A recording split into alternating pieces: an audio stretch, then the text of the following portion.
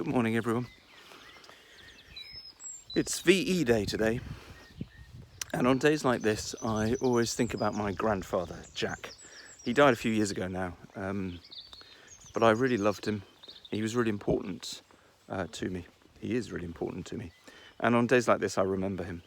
And on this day, 75 years ago, well, it would have passed him by completely because he was a Japanese prisoner of war for most of the war in the jungles. Made famous by the film Bridge Over the River Kwai. He always said that film was complete Hollywood nonsense.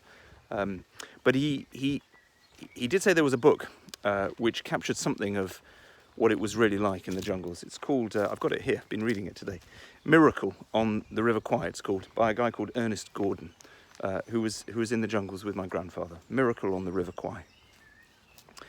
And he didn't talk much about what it was really like in the jungles, Jack, but he did talk a lot about love and about faith and about God.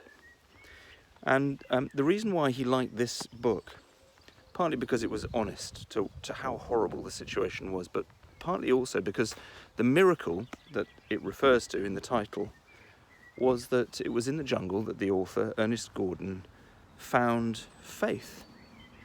And that was also true of my grandfather. It's strange, isn't it, that in the most horrible and horrific of circumstances, they found not that God had disappeared or that he wasn't real, but that he was more real than they could ever have imagined, and that they were loved.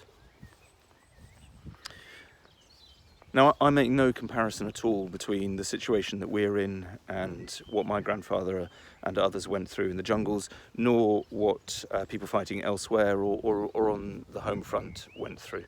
Our situation is nothing compared to that. But I do pray today that we also, in these testing times, might find out that God is far closer than we could ever have imagined. And I pray that for you today. God bless.